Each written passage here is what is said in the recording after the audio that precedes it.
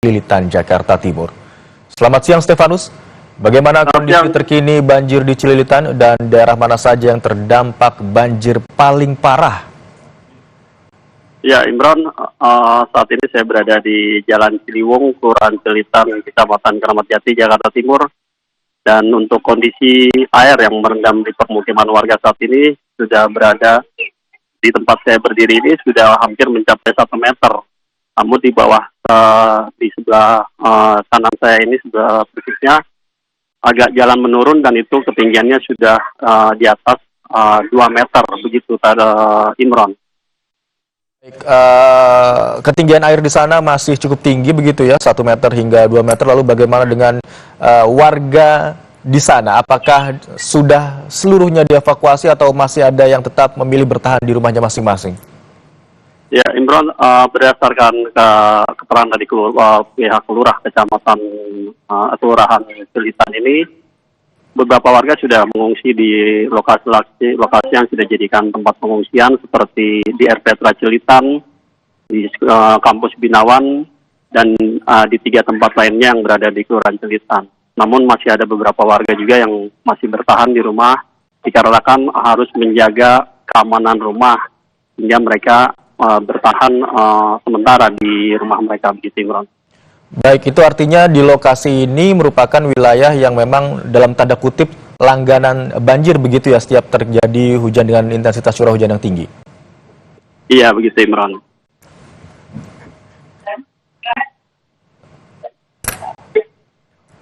Wangge? Siap, ya, bagaimana Imran? Apakah ada juga Anda melihat di sana alat yang digunakan begitu, pompa setidaknya atau alat sejenisnya yang digunakan untuk menyedot atau mengurangi ketinggian air? Untuk saat ini belum terlihat petugas SDA yang mengeluarkan mesin penyedot air di kawasan ini, hanya saja baru tadi terlihat ada petugas dari penanggulangan kebakaran dan penyelamatan yang mengerahkan perahu boot untuk mengevakuasi warga yang terjebak di dalam banjir di kawasan Cililitan ini, begitu Imran. Baik, ketinggian air di kawasan Cililitan, Jakarta Timur hingga siang hari ini masih cukup tinggi, bahkan mencapai 2 meter di beberapa wilayah.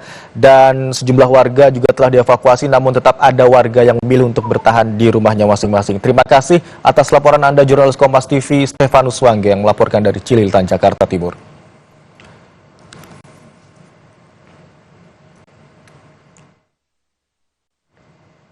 Saudara, informasi selanjutnya terkait dengan banjir yang melanda sejumlah wilayah di Jabodetabek akan kembali di Breaking News Kompas TV usai jeda. Tetaplah bersama kami.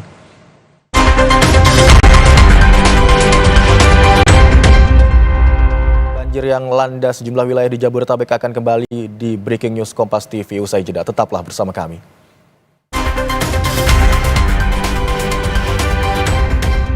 Ini adalah visual dari pantauan udara dari pilot drone jurnalis Kompas TV atau juru kamera Ricky Sultana yang memperlihatkan kepada Anda bagaimana situasi dan juga kondisi banjir yang merendam permukiman warga di Kebonpala, Jakarta Timur, di mana banjir juga merendam rumah warga dan juga sepeda motor. Proses evakuasi terus dilakukan terhadap warga yang masih bertahan di rumah mereka masing-masing. Dan seperti yang kita lihat, ketinggian banjir ini sudah mencapai 200 cm di beberapa wilayah terdampak banjir di Kebonpala, Jakarta Timur. Bahkan ketinggian banjir ini bisa mencapai 250 cm. Ada beberapa hal yang perlu diperhatikan untuk banjir di Kebonpala, Jakarta Timur. Proses evakuasi ini ada sejumlah tantangan, salah satunya adalah rumah warga yang berada di gang-gang sempit. Inilah yang kemudian menjadi tantangan bagi para tim untuk melakukan evakuasi terhadap warga, termasuk juga perahu karet yang tersedia di Kebonpala, Jakarta Timur ini juga hanya ada 1 unit. Inilah yang kemudian tentu harus menjadi perhatian dari pemerintah kota Provinsi Jakarta untuk bisa melakukan penambahan terhadap perahu karet untuk mempercepat proses evakuasi terhadap warga yang terjebak banjir di Kebonpala, Jakarta Timur. Untuk mengetahui informasi lebih lengkapnya, bagaimana kondisi banjir di Kebonpala, Jakarta Timur, kita akan tanyakan langsung kepada jurnalis Kompas TV. Sudah ada Tifal Solesa di sana. Tifal, kami ingin kembali mengupdate bagaimana perkembangan kondisi banjir. Apakah sudah ada tanda-tanda surut dibandingkan dengan pagi hari tadi, Tifal? Sayangnya tidak, Adisti. Saya malah merasakan bahwa tinggi muka air di titik sebelumnya saya melaporkan, ini bahkan saya sudah bergeser sedikit 20 meter dari titik awal di pukul 6 pagi tadi, ini sudah berada di kisaran di titik saya laporan ini ya, kisarannya sudah mendekati angka 90 cm. Dan kemungkinannya di dalam sana yang permukiman warga yang dekat dengan Kali Ciliwung, ini proyeksinya tinggi muka air sudah lebih dari 3 meter. Proses evakuasi juga sekarang masih tetap berjalan oleh tim SAR gabungan, baik itu dari Polda Metro Jaya, Suku Dinas Sumber Daya Air Jakarta Timur, maupun juga Satuan BPBD setempat. Saya mau tunjukkan kepada Anda, Septa Yoga Pratama mau menggambarkan kepada Anda keadaan terbaru saat ini di Kebonpala, persisnya di Kelurahan Kampung Melayu, Kecamatan Jatinegara, Jakarta Timur. Ini tim SAR bersama dengan warga setempat ini tampak sedang berkoordinasi memastikan proses evakuasi yang bisa dikatakan terbatas dengan perahu yang dimiliki oleh pihak Polda Metro Jaya, hanya 1 unit begitu. Namun masih tetap harus dikawal oleh satuan SAR setempat, baik itu keadaan warga yang masih menetap di kediamannya masing-masing maupun juga yang hendak akan keluar dari permukiman dengan berbagai alasan, entah itu mencoba untuk evakuasi diri ke tempat yang lebih aman di beberapa titik yang tersebar di permukiman warga, atau hendak melakukan aktivitas tertentu. Salah satunya adalah bekerja dan keluar dari area permukiman Kebonpala ini. Satu hal yang saya cermati sejauh ini dibandingkan dengan keadaan beberapa jam sebelumnya, dari awal pertama kali saya melaporkan di sini di pukul 6 waktu Indonesia Barat, sampai saat ini sudah lewat dari pukul 10, bahkan mendekati setengah 11 siang waktu Indonesia Barat, ini tinggi muka air masih intens terus bertambah. Awalnya waktu itu di pukul 6 pagi, ketinggian air ketinggian banjir di sini ada di zona kuning di bawah 150 cm, di bawah 1,5 meter. Namun sekarang sudah lewat dari pukul 10 pagi, Anda kembali di Breaking News Kompas TV, saudara. Saya Imron Fadilah. Tim SAR gabungan terus mengevakuasi warga yang terdampak banjir di Kebonpala, Jakarta Timur. Evakuasi dilakukan dengan perahu karet terkendala derasnya air yang mengalir deras di gang sempit. Warga yang kesulitan mengungsi dari rumahnya terpaksa menunggu petugas yang menggunakan perahu karet. Mereka dievakuasi dari rumah masing-masing yang terendam banjir. Banjir ini merupakan kiriman dari Bogor dan tiba di Jakarta semalam. Warga tak menyangka ketinggian air mencapai lantai 2 rumah mereka hingga terpaksa mengungsi.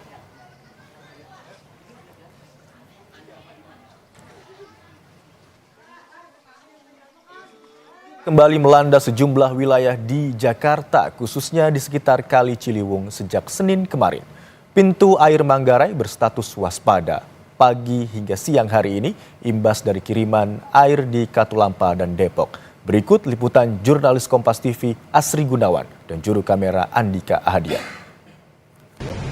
Saudara, pasca hujan yang mengguyur kawasan Jabodetabek sejak hari Senin kemarin, beberapa pintu air menyatakan status siaga dan juga waspada. Salah satunya di tempat saya melaporkan, di pintu air Manggarai, per pukul 10 pagi hari ini, Selasa 4 Maret 2024, tinggi muka air di pintu air Manggarai ini mencapai 820 cm. Saya ingin menunjukkan kepada Anda, ditunjukkan langsung oleh juru kamera Kompas TV, Andika Ahadiat. Ini merupakan pelskal atau alat ukur tinggi muka air di pintu air. Di pintu air Manggarai, tingginya ini mencapai 820 cm per 10 pagi hari ini. Nah, ini merupakan tinggi muka air tertinggi setelah sebelumnya pada pukul 3 dini hari di pos pemantauan Depok ini tinggi muka air mencapai 400 cm. Ini merupakan kiriman dari pos pemantau Depok yang mana aliran airnya ini berangsur selama 6 jam. Dan saat ini, saudara, memang statusnya setelah waspada di pukul 10 pagi, tapi setelah pukul 10 pagi, di pukul 11 siang, memang tinggi muka air kian menurun atau kian surut. Lebih lengkap saya ingin bertanya kepada petugas operator pintu air Manggarai, Mas Fajar Zuli. Mas Fajar, saya mau tanya, ini kan tinggi muka air 820. Ada daerah-daerah yang memang diinformasikan begitu untuk mewaspadai terjadinya banjir atau bagaimana?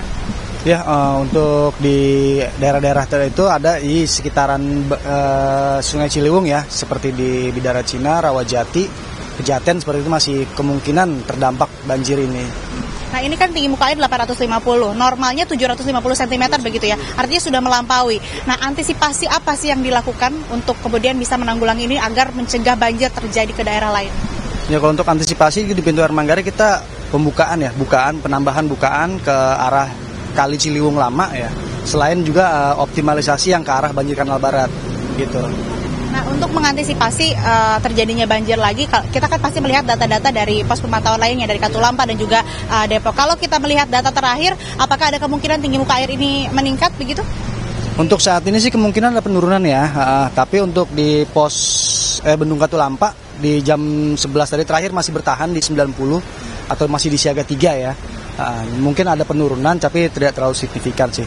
Mudah-mudahan sih sudah tidak hujan lagi mungkin nanti ya. Terakhir Mas Fajar, mungkin imbauan untuk warga sekitar khususnya yang tinggal di bantaran Kali Ciliwung begitu, seperti apa melihat kondisi sekarang yang mana masih di Katulampa masih 90 cm begitu, masih siaga 3. Ya, untuk warga yang kemungkinan daerahnya terdampak banjir, kita ikuti aja arahan dari petugas-petugas yang ada di sana. Jika misalkan kemungkinan rumahnya kebanjiran itu lebih mengungsi dulu ya ke daerah-daerah yang lebih aman untuk mengurangi kerugian yang ada sih. Seperti itu aja sih. Terima kasih Mas Fajar untuk informasinya. Nah, saudara, artinya memang meskipun di Katulampa tinggi muka airnya 90 masih siaga begitu, statusnya siaga 3, dan ini sudah berangsur turut, tapi kembali masyarakat harus mewaspadai karena kalau di daerah lain di luar Jakarta khususnya di Bogor dan juga Depok yang menjadi sumber kiriman air, ini juga diperkirakan intensitas hujan masih akan tinggi dan tentu saja harus diwaspadai, nantinya akan ada kiriman air khususnya menuju ke Jakarta. Asri Gunawan, Andika Hadiat, Kompas TV, Jakarta. Saudara, untuk mengetahui informasi lebih lengkap terkait dengan bagaimana penyebab dan fenomena apa yang sedang terjadi terkait dengan hujan deras yang cukup lama begitu ya, dengan durasi yang cukup lama terjadi, kita akan tanyakan langsung kepada Kepala BMKG Ibu Dwi Korita Karnawati. Selamat siang Ibu Dwi Korita, dengan Imron di studio, Bu. Selamat siang Mas Imron, Assalamualaikum warahmatullahi wabarakatuh. Waalaikumsalam warahmatullahi wabarakatuh. Ibu Dwi Korita, yang juga ingin kami ketahui apakah fenomena yang saat ini sedang terjadi, hujan dengan curah hujan yang cukup tinggi kemudian durasi yang cukup lama, apakah ini sudah sesuai dengan prediksi dari BMKG, Bu? Benar, jadi kami mendeteksi sejak tanggal 27 Februari, di situ kami memprediksi akan terjadi peningkatan intensitas curah hujan, mulai dari intensitas sedang hingga lebat, sangat lebat, bahkan bisa mencapai ekstrim. Karena terutama ini ekstrimnya ini ada penguatan terbentuknya sirkulasi siklonik yang terjadi di wilayah barat daya Bengkulu di Samudra Hindia. Selain itu juga aktifnya gelombang ekuator Rossby dan Kelvin, yang keduanya tadi baik sirkulasi siklonik dan gelombang ekuator ini memacu terbentuknya awan-awan hujan, sehingga terbentuklah cumulonimbus dalam skala yang besar. Dari satelit dan radar kita bisa melihat skalanya itu hampir menutup hampir seluruh Jawa Barat, bahkan sampai Lampung dan Palembang dan sebagian Bengkulu. Dan awan inilah yang mengakibatkan curah hujan tinggi dan terus aja, tidak berhenti-henti. Makanya kami berikan peringatan dini, sebetulnya mulai tanggal 27 Februari, tetapi makin kita gencarkan 3 hari sebelumnya dan kemarin mulai pukul 12, karena begitu masifnya awannya, pukul 12 sudah kami keluarkan peringatan dini, diulang setiap 3 jam, sampai tadi malam pukul 1 tuh masih ada peringatan dini juga. Seperti itu, karena durasinya yang cukup panjang, demikian. Bu, tadi Bu katakan sejak akhir Februari begitu ya, BMKG sudah memprediksi terjadi curah hujan dengan intensitas sedang, deras, Ekstrim. Jadi biasanya tidak langsung menjadi ekstrim nggak? Diawali dulu dengan intensitas sedang. Maksud saya bukan yang mana ya, tapi itu fasenya mulai intensitas sedang dulu, kemudian meningkat jadi lebat, sangat lebat, langsung lalu kemudian ekstrim. Seperti itu. Jadi yang sudah menjadikan masalah bencana itu terutama yang sangat lebat dan ekstrim tadi. Kami mencatat sampai 190 mm dalam waktu 24 jam. Ekstrim itu batasannya 150 mm. Itu ekstrim. Jadi dimulai dari 50 mm meningkat jadi 100, meningkat lagi jadi 150, itu sudah mencapai ekstrim. Bahkan yang tercatat kemarin sampai 190 mm dalam 24 jam. Baik, Ibu tadi katakan juga penyebab hujan tidak hanya curah hujan tinggi, tapi juga kiriman air begitu ya. Dan Ibu juga mengatakan curah hujan yang tinggi terjadi juga di Bengkulu dan juga Lampung. Coba kita akan fokus ke Jabodetabek dulu, Bu Dwi Korita. Penyebab terjadinya banjir ini apakah juga karena air kiriman dari luar wilayah Jakarta atau karena memang curah hujan yang cukup tinggi kemudian durasi yang cukup lama atau seperti apa, Ibu? Kalau kami melihat dari distribusi awan-awan hujannya itu memang karena hujannya ekstrim, namun untuk wilayah karena sebetulnya intensitas hujan semakin ke arah Jakarta ya ke arah Jakarta itu intensitasnya melemah begitu. Jadi yang tinggi itu di arah puncak ya, sekitar puncak itu. Kemudian ke Jakarta itu menengah. Tinggi itu intensitasnya 300 mm. Tinggi itu bisa katakanlah lebih dari meter ya. Nah, semakin menengah itu semakin turun itu ke arah Jakarta. Nah, jadi dari Jakarta itu bisa juga, yang di Jakarta itu bisa juga mendapatkan kiriman dari atas. Selain di Jakarta sendiri juga ada hujan, namun tidak selebat yang ada di puncak, yang di Bogor ke atas. Seperti itu. Bu, intensitas curah hujan yang tadi Bu katakan masuk kategori ekstrim ini di Jabodetabek terutama ya Bu, ya akan terjadi sampai kapan Bu prediksi BMKG? Di Jabodetabek, kami memprediksi sebetulnya sepekan ke depan masih dimungkinkan terjadi. Bahkan kalau kita lihat dalam skala 10 harian, kalau ini kita kan ngomongnya harian nih, bicaranya harian. Tapi kalau kita melihat jauh ke depan sampai 10 hari kedua di bulan Maret, kecenderungannya itu meningkat. Jadi ini 10 hari pertama sudah tinggi ya, tinggi atau sangat lebat ya, sangat lebat sampai ekstrim. 10 hari kedua ada tren peningkatan juga. Namun tentunya diawali dengan melemah dulu ya, nggak langsung meningkat terus tidak. Tapi biasanya setelah ini, hari ini ya sampai 190 ya, mungkin beberapa hari lagi itu katakanlah 2 hari kemudian ini semakin melemah ya. Namun nanti menjelang tanggal 11 atau sekitar tanggal 11 mulai menguat kembali.